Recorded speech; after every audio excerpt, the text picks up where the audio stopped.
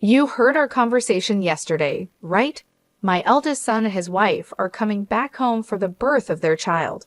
So I need you to move your stuff out to the yard. Excuse me? You can't have kids anyway. You don't help with my son's work, so the least you could do is make some room. But I'm paying $20,000 in rent. This is getting too tiring to deal with. I live with my mother-in-law, but now she wants me out of the house because my brother-in-law and his wife are returning. My mother-in-law, brother-in-law, his wife, and my husband. This house is full of problems. I've been trying to keep things running smoothly, but it's becoming a hassle to think about it all. I'm done thinking. Okay, I'll leave, but I can't just put my belongings in the yard. I'll come back later to pick them up. You're leaving? Thank you, that's a big help, my mother-in-law said, ignoring my pleas. I started packing my things and left the house. 7 seconds after stepping out the door, I took out my phone and called a junk removal service. Once I stopped thinking, no one could stop my actions. I'm Rachel, a 43-year-old IT consultant. My husband, Eric, is also 43 and runs 4 restaurants. We're both 43, and people often assume we've been married a long time and have a kid or two, but we're actually newlyweds. We both lived as workaholics and didn't marry until this age. I had given up on marriage just before turning 43, but a random visit to a bar after work changed my mind. Is this your first time here? He asked. Yes, that's right. I have been curious about it for a while, but it was hard for me to go in alone because the place is so stylish. But I worked hard today, so I decided to go in as a reward to myself. I was relieved to find a counter where it was easy for a loner to spend time. We have many women who come alone, so feel free to visit anytime. My husband Eric chatted with me with a smile. I sat at the end of the bar. I knew he was just trying to attract a new customer, but for someone like me who had no friends to eat with at this age, even this kind of service felt nice. Feeling comfortable in Eric's restaurant, I started visiting often. I always sat at the end of the bar, and it became normal for Eric to chat with me while I ate. What does an IT consultant do? He asked. I introduce it to companies and do strategic planning. I've worked with restaurants too. Once I suggested a tablet-based ordering system to reduce labor costs and improve efficiency. Oh, the system that's become common? How much does that cost? For a place like this, it would cost about this much, I said, punching numbers into my phone calculator and showing him the screen. No way, that's too much for a small business like mine. Eric shook his head and hands vigorously. Eric was curious and always eager to learn from our conversations. He looked for ways to apply new knowledge to his work. Even though it seemed like just a pleasant conversation, I was slowly drawn to his dedication. Likewise, Eric grew fond of me, seeing that I was hardworking. I'm always busy with work and can't talk much. How about we go out for dinner sometime? Excited about the chance to dine with a restaurateur, I eagerly agreed. I was thrilled to be asked out, but saying something so girlish at nearly 43 would be embarrassing, so let's just leave it at that. My husband didn't just ask me out that one day. He continued to invite me out for meals occasionally. It's natural for adult men and women who frequently dine together to develop a romantic relationship. We started dating, and 3 years later, as we both turned 43, we decided to get married. Feeling shy about being a bride at 43, I asked my husband to skip the wedding ceremony. We just took some photos of us dressed up. After we got married, I moved from my apartment to my husband's house. His house is a 4-story building with a garden and parking, located in a high-end area. The rent is apparently around $2,000. My husband was living there with his mother. Some might think it's unthinkable to live with a mother-in-law right after getting married, but I'm 43, so I didn't mind much. Plus, my mother-in-law is 71, and my father-in-law has passed away, so living together seemed necessary. When my husband suggested living with his mother, I immediately said it was okay. But after starting to live with my mother-in-law, I regretted accepting so quickly. When I moved into my husband's house, besides the bedroom for us, I even got a nice office room for myself. His house seemed too big for just 2 people, with many spare rooms. Once I settled in, I asked my husband, "Why do we need such a big house just for you and your mother?" He replied, "I have a brother 4 years older than me. He left home after college, and we've mostly lost touch. He hasn't been home at all, and it's been a few years since I've heard from him. He's been moving from job to job and place to place. He's the kind of man who might get into trouble and come back to me and Mom. So we decided to rent a bigger house. I think it's a little too big, but now that I'm married and you moved in, I guess it all worked out." While unboxing my books and arranging them on the shelf, my husband talked about his brother Stephen with a smile. It seems Stephen is aimlessly hopping from job to job, but my husband doesn't think badly of him. "Don't talk about that kid. What if he really comes back?" My mother-in-law appeared at the doorway of what would be my office, seemingly checking on us. It appears she doesn't have a good opinion of him, unlike my husband. It's understandable for a mother to be cold towards an eldest son who shirks his responsibilities. However, I'm worried that my husband and my mother-in-law might clash over his brother someday. Also, I'm not too fond of you either, Mom. Come on, we're going to live together now, so stop saying things like that.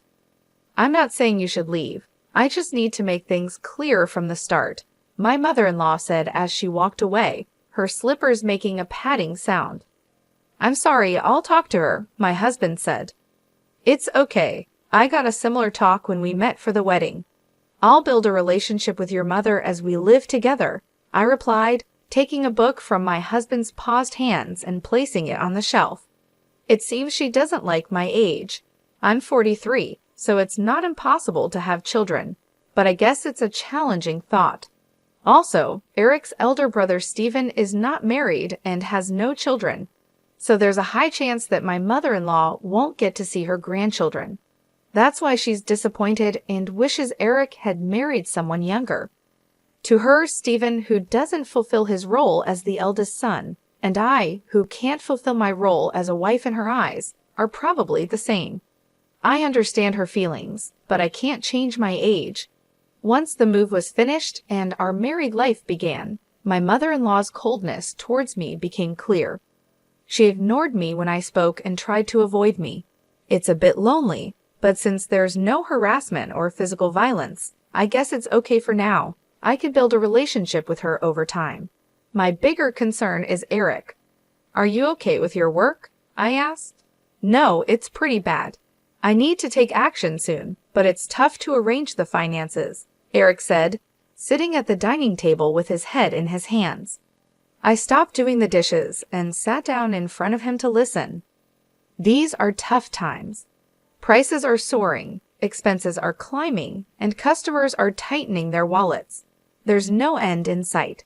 "If this keeps up, I might have to close another one of our stores," he continued. About a year into our marriage, the situation at Eric's restaurants worsened.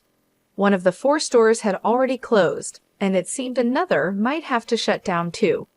Seeing Eric's troubled face made me feel distressed, but my mother-in-law seemed unaffected by these troubles. "You're Eric's wife, but you don't help out at the store. You just do your own job. Can you really say you're fulfilling your role as a wife?" My mother-in-law overheard our conversation and hurled insults at me from her seat on the sofa. I wondered what she was thinking, but she has her own perspective. Eric has been running his own restaurant for nearly 12 years, overcoming various challenges. I believe he'll pull through this time too. You, his wife, shouldn't be making that face. Are you trying to feed into his anxiety and make him fail? "What a terrible wife," she shouted again from the living room to the dining room. Her words were filled with spite and venom. I knew she wasn't just trying to fire me up, but she wasn't entirely wrong. I took her words positively and decided to support Eric to the fullest, smiling reassuringly at my anxious husband. A year later, just as she said, Eric managed to turn the situation around and avoided closing the second store. "See, I told you. A stupid wife who can't even trust her husband. Don't drag Eric down, she said. As a side effect, my mother-in-law, who had previously ignored me, started lashing out at me without reservation. The relationship with her might seem to have worsened, but since Eric's business is doing well, I'll consider it a break-even situation. I thought things were balancing out, but it turned out worse for me. Eric, having stabilized the business and with a bit more money, seemed to get carried away, and I heard rumors about his affair. What is he thinking? If there's extra money, there are surely better ways to spend it. Also, it's strange how bad situations tend to pile up. Having seen Eric's business revenue drop, I know this all too well, but I never thought it would happen to me. Eric, Stephen called. His girlfriend is pregnant. That's great news. She's a 33-year-old who worked at the same bar as Eric. They asked something. What? You're being so formal all of a sudden. Stephen is a freelancer, and so is his pregnant girlfriend. With a baby on the way, they're struggling. They asked if they could move into this house and if they could work at your restaurant. I was thinking about how to confront Eric about the affair when my mother-in-law came into the living room and started talking to him. The conversation was about Stephen, whom I've never met, and I was completely left out as they continued talking.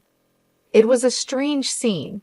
She used to dislike Stephen for not fulfilling his role as the eldest son, yet now she was asking Eric to welcome him. The reason was simple, the grandchild. She had given up hope of seeing a grandchild, but now saw an opportunity and completely changed her stance.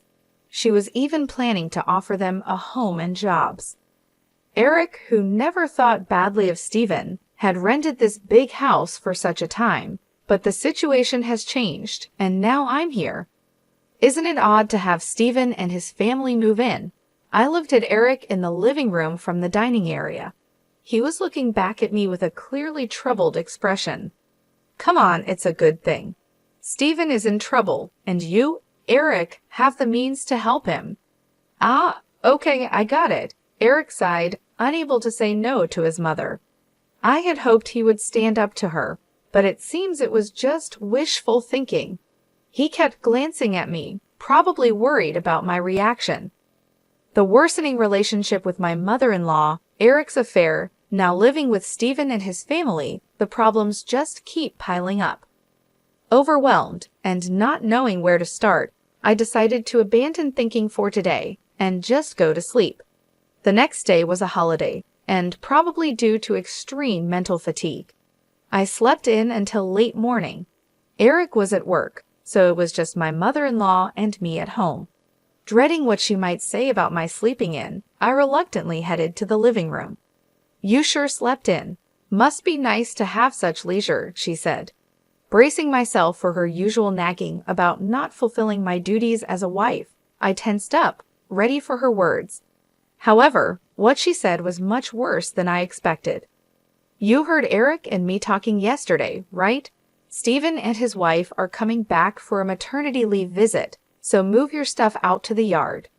Excuse me, was I still groggy from sleep? Did she really mean I should live in the yard, or was she telling me to leave the house? You can't have kids anyway, and you don't help with Eric's work, so you should at least make room for Stephen and his family. We have 2 spare rooms left, so if you leave and your office is free, we can have a bedroom and a nursery for Stephen's family and a storage room for their stuff. Don't you think the room count and usage are just perfect? It seemed she was indeed telling me to leave. A storage room for Stephen's family. I'm being kicked out to make room for something that doesn't even seem necessary. Originally, I was allowed to use the office because there were spare rooms. I don't mind losing the office. A bedroom for Eric and me is enough. Stephen's family can live here without me leaving. Realizing that my mother-in-law now sees no reason for me to be in this house as a wife, since she can see her grandchild, I thought about the $20,000 I was paying in rent. I'm too tired to deal with all this. I decided to clear my mind and rest. Silent with my mother-in-law, The only sound in the living room was the ticking of the clock. Okay, time to leave. After resting my mind, I decided it was too much trouble to worry about what happens to Eric, my mother-in-law, Stephen's family, and their future. I chose to leave the house. Understood. I'll leave. I can't put all my belongings in the yard, so I'll come back later to pick them up. You're leaving? Thank you, that helps, my mother-in-law said, pleased. Ignoring her, I started packing my things and left the house. 7 seconds after stepping out the door, I took out my phone and called a junk removal service. My decision made after stopping my overthinking couldn't be stopped by anyone. Let them all regret this choice later. I left the house. I decided to stay at a hotel for a while. I had called the junk removal service, but they needed some time to prepare. This worked out since I wanted some time too. 3 weeks after leaving, I rented an apartment and started living alone. I haven't heard from Eric since then. He probably thinks I'll come back eventually. The thought of Eric taking the current situation lightly infuriates me. However, today is the day after his restaurant's day off. I expect a call from Eric when he visits the restaurant for lunch prep. Hey, what's going on here? The restaurant is completely empty, just as I thought, Eric called. I could explain over the phone, but it would be more efficient if your mom was there too. I'm heading to the house now. Can you come back? You can't open the restaurant anyway, right? I couldn't help but laugh before hanging up, amused by Eric's reaction. He must be quite shocked. Still chuckling, I started getting ready to leave. When I arrived at the house, my mother-in-law started yelling at me. What on earth is this? The restaurant's fridge, cooking equipment, tables, all the important stuff is gone. You did this, didn't you? Do you think you can get away with this for free? It seems Eric had explained half of the situation. There was an unfamiliar couple in the living room, apparently Stephen and his wife. They looked confused and anxious, not fully grasping the situation and my mother-in-law's extreme anger. Why would you do such a thing? The restaurant can't operate now, my mother-in-law screamed. It's my restaurant, so there shouldn't be a problem with me starting the closing process or having the items I bought disposed of by a junk removal service, right? I replied. Huh? Your restaurant? What are you talking about? My mother-in-law asked. Why don't you explain, Eric? You haven't told your mom, have you? You remember that I still have the main restaurant and the second branch, and the second one was in a financial crisis, right? Yes, of course. You worked hard to turn it around, changing the tables, chairs, signboard, the restaurant's atmosphere, bringing in new cooking equipment, expanding the menu, and replacing the fridge and freezer to accommodate the new menu, right? Well, about that, Rachel actually paid for those expenses. What? What do you mean? Hearing Eric's words, my mother-in-law looked perplexed. She seemed to be trying hard to understand, but probably lacked the full information to grasp everything. Eric continued looking uncomfortable, like he was holding back from saying more, but it was clear this was going nowhere. I decided to explain everything. Before turning 43, I was single and working in it consulting. We didn't have a wedding ceremony, nor did we buy a new house after getting married, so I had saved up quite a bit of money. I lent Eric $400,000 to help turn around his struggling second restaurant branch. $400,000, but you can't just hand over such a large amount of money to your spouse, right? That's why I decided to buy the rights to the second branch and become its owner. I left most of the management to Eric, so there wasn't much for me to do as the owner. The only change was that Eric shifted his focus from the main branch to the second one for its recovery. When Eric's restaurant was in crisis, I showed my concern alongside him. It was when my mother-in-law yelled at me for not showing enough trust in my husband that I decided to support Eric to the fullest. My form of support was giving him the money I had saved during my single years. Eric, is this true? She asked. Yeah, it's true. She said it was okay if I failed and wasted the $400,000. She gave me the money, but since it was such a large amount, if it was going to fail anyway, she suggested becoming the owner. The plan was to pay back the borrowed $400,000 from the restaurant's earnings. But it was simpler for Rachel to become the owner and have the restaurant's income go directly to her. It also meant that she could decide whether to close the restaurant or not. It's a lie. Can something like that really happen? My mother-in-law exclaimed. I understand it's hard to believe hearing this all of a sudden. That's why I brought some evidence. I spread documents like the business license, transfer of rights agreement, and lease agreement on the table, proving that I was the owner of the restaurant. My mother-in-law's face turned red as she confirmed my name on those documents. Why didn't you say anything about this? You always talked about how you believed in Eric and how the restaurant was recovering, right? Even before we got married, you always encouraged Eric like that. He felt pressured by your words, but tried to live up to your expectations, not wanting to disappoint you as the head of the household. You're pretty cold to people like me and Steven who don't fulfill their roles, right? That's why Eric couldn't tell you he borrowed a large sum of money from me. He could have just told me, she protested. That's why Eric couldn't speak his mind, because she gets upset easily. People like my mother-in-law often don't realize they're putting pressure on others. They might think it's just a small thing to say, but for the one under pressure, it's a huge burden, not something they can easily talk about. And even if they did speak up, she would likely be disappointed and start complaining. It was essential not to let Eric's spirit break under her constant jabs, especially when the restaurant was finally turning around. That's why I kept quiet too. But I really wished she had refused when Steven and his family were coming back. Probably Eric thought it was work-related and agreed without thinking much. Mom, Rachel, I'm sorry. This situation is my fault for not being decisive enough. If I had managed the restaurant well from the start, Rachel wouldn't have had to lend her money. And if I wasn't so weak, I could have told you the truth. If Rachel decides to close the restaurant, then that's it.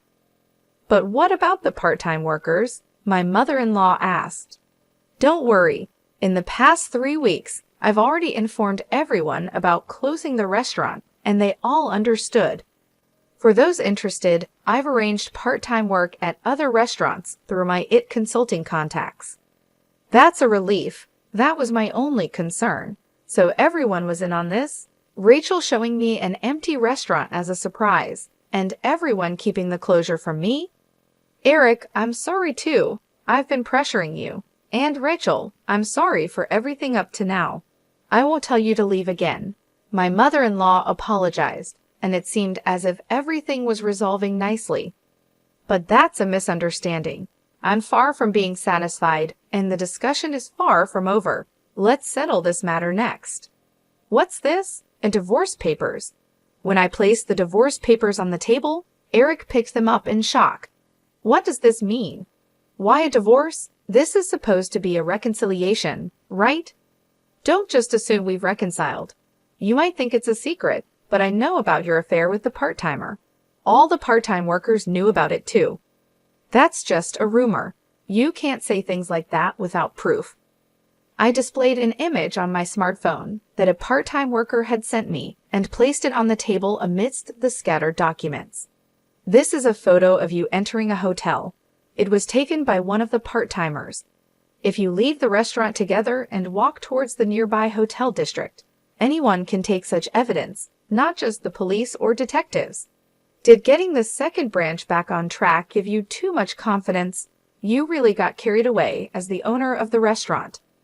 I couldn't do much in the day-to-day operations, but I still visited the restaurant from time to time. That's when the part-time workers told me about Eric's affair and asked for my help. When I promised to handle it, they provided incredible support. They sent me proof and even kept the closure of the restaurant a secret from him. Wait a minute, closing the second branch in a divorce? What's going to happen to the rent for this place? Eric asked. The rent for this place? What do you mean? My mother-in-law asked. I haven't mentioned that yet. I've been paying the entire rent of $20,000 a month for this house, I said. Is that also true? She asked Eric. It's true.